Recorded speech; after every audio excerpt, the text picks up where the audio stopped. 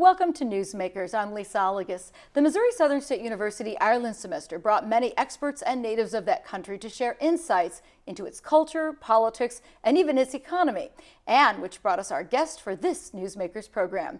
This week we have a very special writer, Colm Toibin, the esteemed author of 10 novels, including Brooklyn, which was also turned into an Academy Award-nominated film of the same name. He came to Missouri Southern State University as part of the Ireland semester. Welcome, Mr. Toibin. Thank you for making the journey here. Thank you for having me. Thank you. To begin with, I'd like to just kind of talk our conversation personally about your life in Ireland and a little bit of your history there. So you come from Enniscorthy. Tell us a little bit about your hometown and life there. Enniscorthy is a small town in the southeast of Ireland, and I have roots there. In other words, that my 4 grandparents were born there. Wow.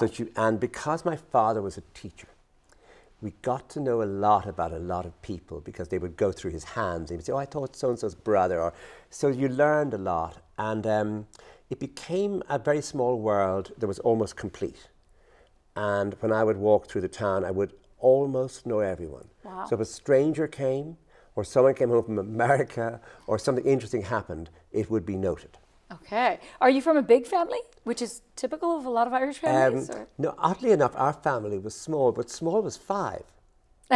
There were 5 children. I mean, there were other families that had 9 or 10 at the same time. So 5 was noisy, especially, there was an extended family of my parents' siblings who were living very close by. So there was a lot of noise and talk in the house. Mm-hmm. And you listened to all of it. I was the little boy that you need to put out of the room soon because he will remember everything you say. And they always warned people about me, watch him. That was true. So what was life like in Ireland for you? And you did leave for a while to go to Barcelona, but came back home. So tell us about that little adventure and why you returned back to Ireland. When I had graduated from college, I just didn't want to settle down in a job. But, I mean, Barcelona was tremendously exciting because it was 1975. And I arrived in September, and the dictator, who'd been there really for 40 years, General Franco, he died in November. Wow. Now, I didn't have anything to do with that. I mean, it was not as though I caused this, but it meant you watched an extraordinary thing happening called democracy, that the right to put a vote into a ballot changed the streets, changed the general way people walked, felt, all the newspapers coming out, all the news, all the new freedoms came. And I was there I was in my early 20s watching this, which, I mean, was really an extraordinary sight. As a writer, you actually had some early beginnings as a reporter, and tell us about that experience and how that might have springboarded into when you went into writing novels. I was a failed poet, and there's nothing more sad than someone, who spent all those years trying to be a poet, watching other poets emerge who you didn't think were as good as you were, and then, so I was a failed poet, and I got a job, I got some work as a reporter, and then I got more work. So I was working as a journalist, which might be very useful for writing novels because it shows you the thing you most need to know, which is that this book is written for an audience, that it is not self-expression, because in that case keep a diary or just be quiet, because but it's a form of communication, and it gave you that sense that everything you wrote had to have that in mind. And I think that was very useful. With poetry, often you're involved so much in trying to describe your emotions that you often forget someone has to read this. Right. And so that was very useful. You also worked for a political publication. What was that experience like for you? It was a time of change, and I was interested in change, so that Ireland's economy was changing. It was becoming more liberal in some ways, and things were improving generally for everybody, in women's rights, in just general rights. And we were working towards that. I mean, we weren't a campaigning magazine as much as a magazine that was very liberal and was, I suppose, attempting to show a way out of the difficulties in Northern Ireland, and also a way out of the sort of, I suppose, confusion around rights in the Republic of Ireland. Mm-hmm. So how did that all inform then you becoming a novelist? And how did you find, I want to go there? Did you just dabble at first and then realize, hey, this is my thing? I was desperate to do it because working on a full-time magazine means you're constantly engaged with the news. So you're watching 6 o'clock news and you realize that's my day gone because I have to cover this, other journalists have to be here. And so you're involved on a day-to-day basis with, I suppose, headlines. And I wanted to move back into a private world where I would have learned from journalism, learned from my failure as a poet, learned from my time in Spain, and try and produce a novel that might work. But it wasn't, I loved the idea of going home on my own and settling in for an evening to try it. I didn't have all the time I wanted, which made the time precious. Yeah. So who do you read, and who would you say are your influences as a writer? I read all the time. So I really read everything that comes out, that comes my way. So, I would say figures like, I suppose in America, Hemingway, Scott Fitzgerald, in more recent years, Marilyn Robinson, say, Toni Morrison. And then there was an Irish novelist called John McGahern, Gahern, who wrote a wonderful novel called Amongst Women. I remember that novel, Amongst Women, about an Irish family, just thinking, if I could write a novel near that novel, that would be good. Yeah. What's your writing process? Like, how do you start? You've done 10 novels, so is it one idea that gets you started, or how do you develop your plan for a story? It's a sort of character or a scene, and then it becomes more complete.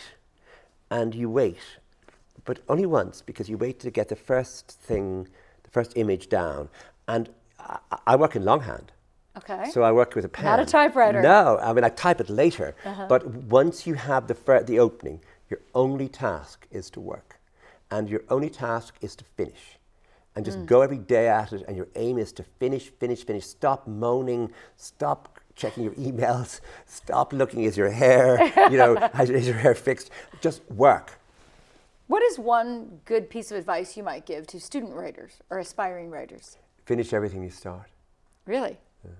Don't toss it out and say it's no good. Yes, you can often think halfway through something, no, keep going, because you'll find maybe that the beginning will come, in the second half, and you won't know that yet. Just keep going. All right. Well, we know you gave readers a vivid view of Ireland and immigration with Brooklyn. We're going to take a break, and when we come back, we will delve into the book and how it became a celebrated film. We'll be right back.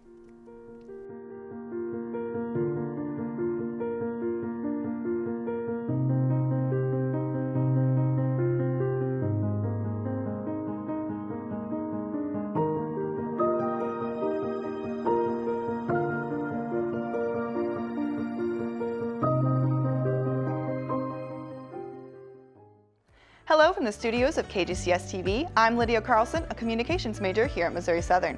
We're making lots of changes to modernize the TV station and bring you better quality video and content. But we need your help. We want to find out how you watch KGCS and what you like to watch. So we'd like you to take a quick questionnaire. It's as simple as holding your phone over the QR code on your screen. That code takes you to a link where you will see a short survey. If QR codes aren't for you, find a link to the survey on our Facebook page. Thanks for watching KGCS TV. At least 15 classes here at Missouri Southern State University read the novel Brooklyn as part of the Ireland semester. And now we get to talk directly to the author about it and its adaptation into a feature film. Welcome back. Thank you very much. Thank you. So let's talk a little bit about this. How does it make you feel when you hear your novel Brooklyn is so widely read and studied? It began very small. I certainly wouldn't have had that ambition. And I think if you did have that ambition, you get something wrong. That excitement would somehow or other sort of ruin your working day. It began as a very small story. I wasn't sure if it was going to be a short story or even a short novel. And so it grew organically, but I didn't have any high ambition for it as a seller, as something commercial, as something that would be made into a film or would be read widely. My task was to get the small things right. So how did your time in Ireland influence this story? You kind of mentioned a moment ago my Aunt Harriet. So they often say stories can be autobiographical. Was there any of that in this case? Yes, I think there was. My mother had two younger sisters, and they played golf and they worked in an office. And what I imagined was, if the second one, Harriet, if she had gone to America in that same year on her own, what would her life have been like? Her mother was a widow and in Ireland, and she herself was often if there are two sisters, one sister is more powerful than the other, so she was the less powerful one. And I began to wonder about that. But the other thing was, I had been coming back and forth to Ireland myself. So I had been in Spain, then I'd been in America. So I had that feeling sometimes. It often happens when you don't expect it, where you get homesick, where a single thing can make you feel, I wish I was at home now.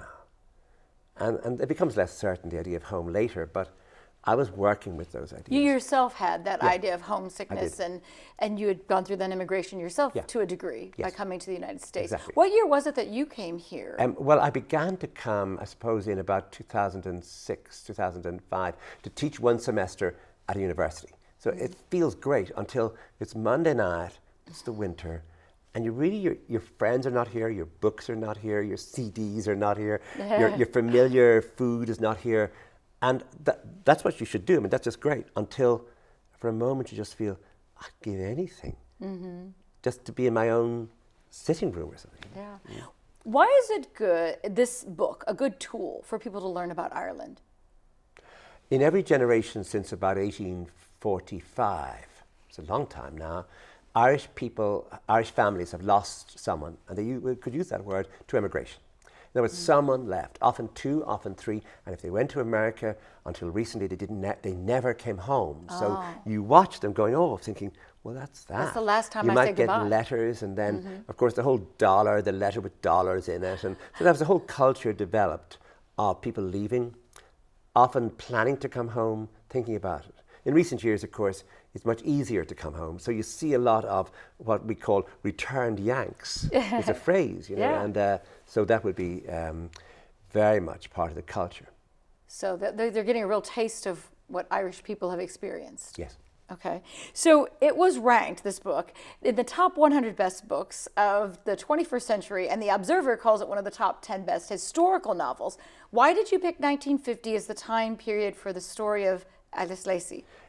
Well, the first reason is that I didn't want the 60s to get near this book. Okay. Because then I would have to start writing about the twist, the Beatles, the Rolling Stones, fashion, hair, and I thought that will distract from what I want, which was to shine a single light on a single individual in a time that didn't have that much colour in it. And of course America in the 50s was like Ireland in the 50s, where you could really describe a world which didn't have, say, televisions, didn't have pop music. So I wanted all those things out so I could concentrate all the more fiercely on her. I also wanted it to be a time when young people, even of her age, could be quite conservative. Where the whole idea of sex and also anti-war protests, I just wanted all that out of my way so I could get her. Yeah. So we talked about possibly autobiographical. What about some of the locations? I mean, obviously your hometown, but why pick Brooklyn even? I use the hometown, and I use Brooklyn because the first time I heard about someone like that, her mother said, a woman came to visit us at home in Enniscorthy, and her daughter was in America, but she didn't say America. She kept saying Brooklyn and Brooklyn and Brooklyn and Brooklyn. It got in my mind this idea that it wasn't New York. It certainly wasn't Manhattan, but it was the word she used all the time was Brooklyn. So it just stayed in my mind.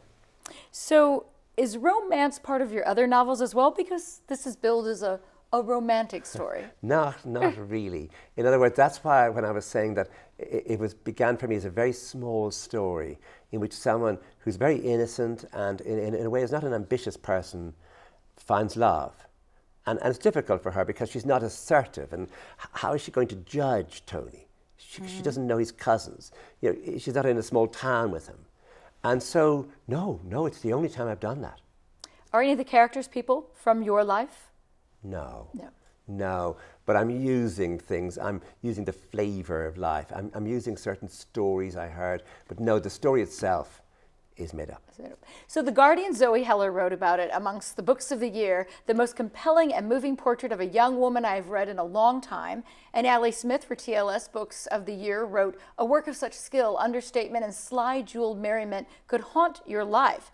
So why do you think a story of a woman immigrating to America resonates so well and is so powerful? I don't know. When I wrote it, it was my concentration was on, what did she feel now? What did she hear? For example, if you're in a boarding house and you have your own room, the morning noises, who's in the bathroom? There's just one bathroom. How long will she be in there for? Is she in the, you know, so I was working on weather. Is it still winter in Brooklyn? So I didn't think of the larger questions, and I was often surprised by them. Did it surprise you, the success the book has had? Oh yeah, oh yeah. And no, I'm really, it wasn't planned, because I think if you did set about, I'm going to write a bestseller on this subject, I think the reader would realize this guy's pushing his luck. This guy's getting something wrong. So it was a piece of good fortune that happened. True to the character. You're Well, just being true to your character. Yeah. Oh yeah. My job was to get the character right and leave it at that. Okay. So the book was adapted into a film. Did you have a role in that? Was it hard to watch? Did you like the experience? I had no role in it. Somebody else was doing the screenplay, and I think once you signed that contract, and it was a man, it's his job to do that, it's your job to do nothing. So I didn't have his phone number, I didn't have an email address for him, and he didn't give them to me. So there was no tension about this, just that's your job. Okay. When it was done, he showed it to me.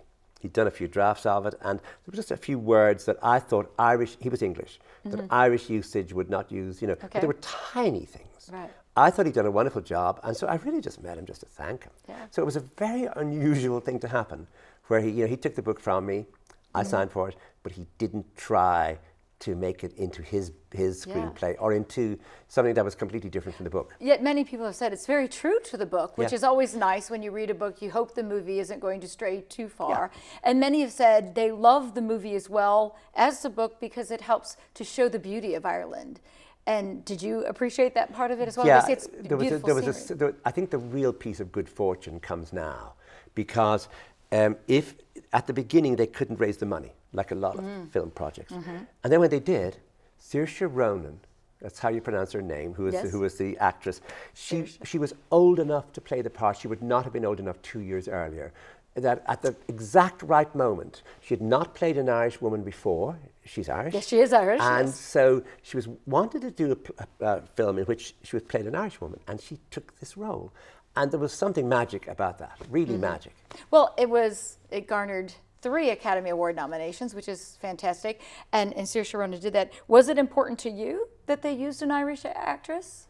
Oh no, because if someone could do, I just, I was so delighted it was being made, and there were various names mentioned, but she was never mentioned because she was just slightly too young. Yeah. And then she wasn't. I mean, that's how it happens. And I met her a good number of times because I have a tiny role in the film.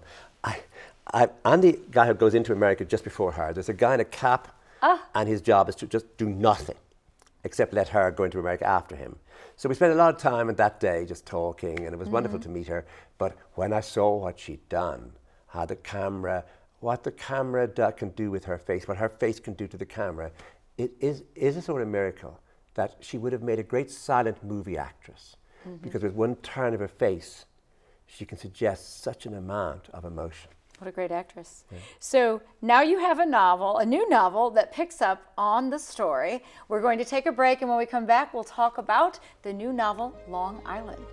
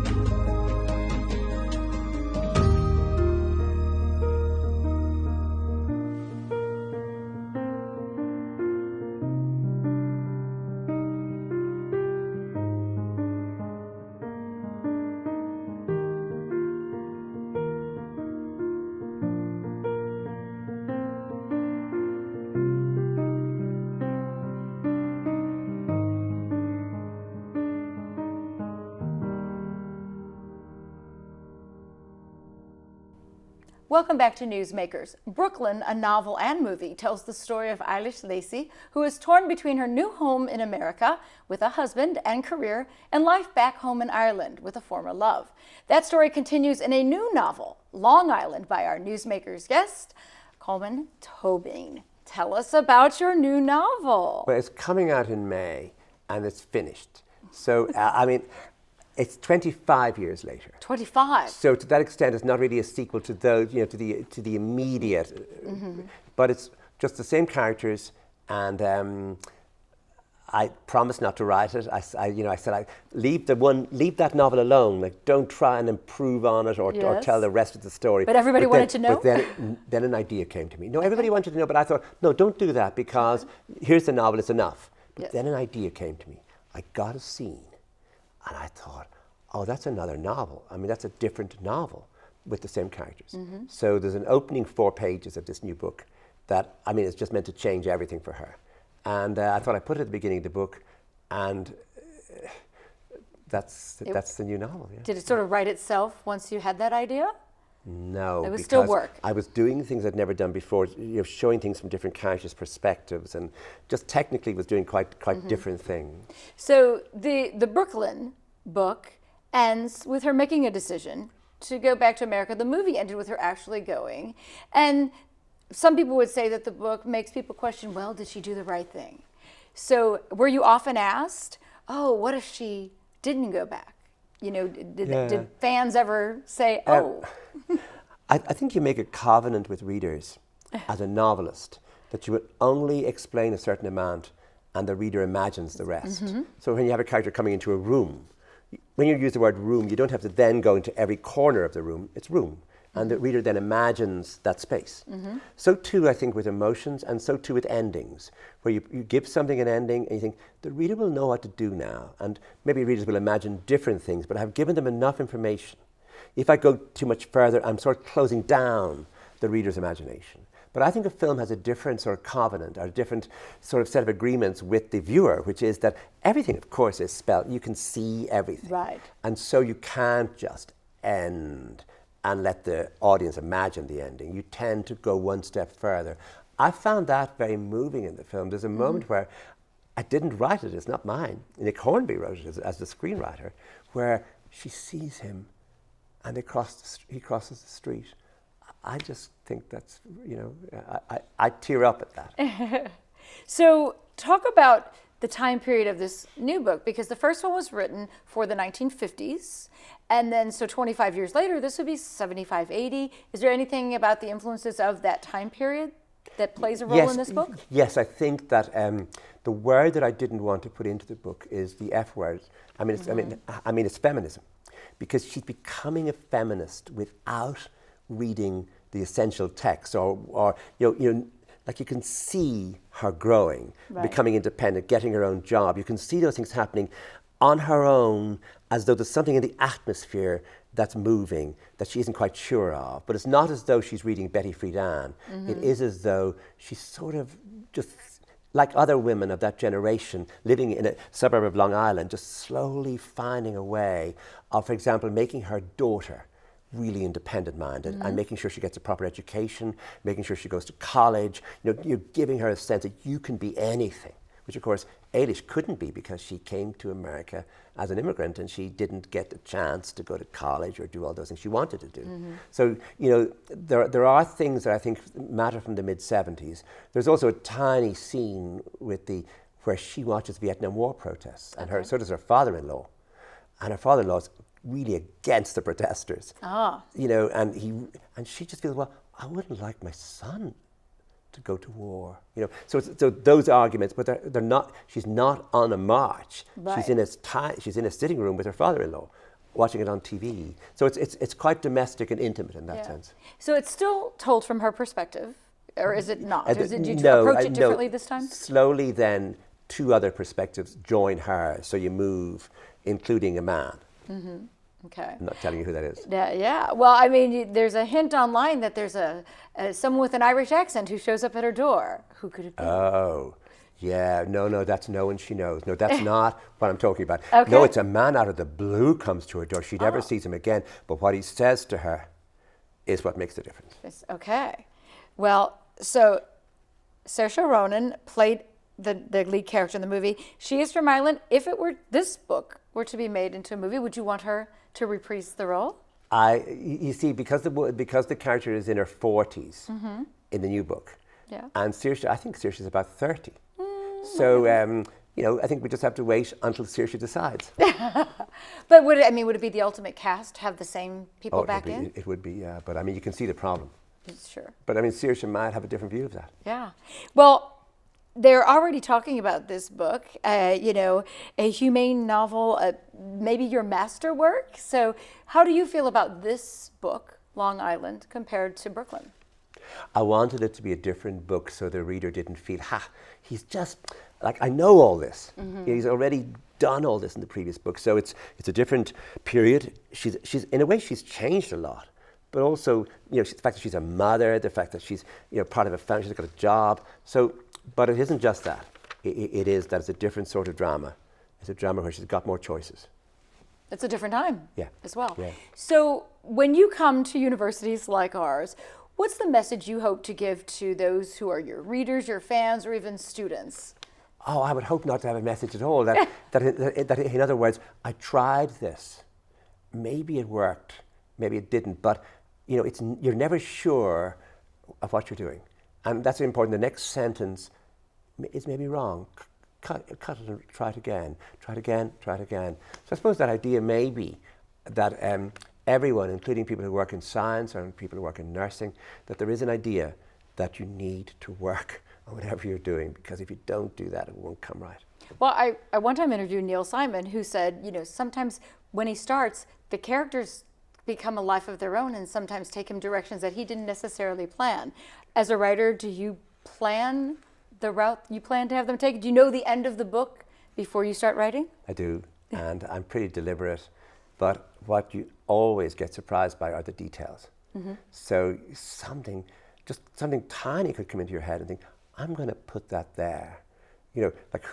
Just a tiny thing like Larry, her son, in the new book.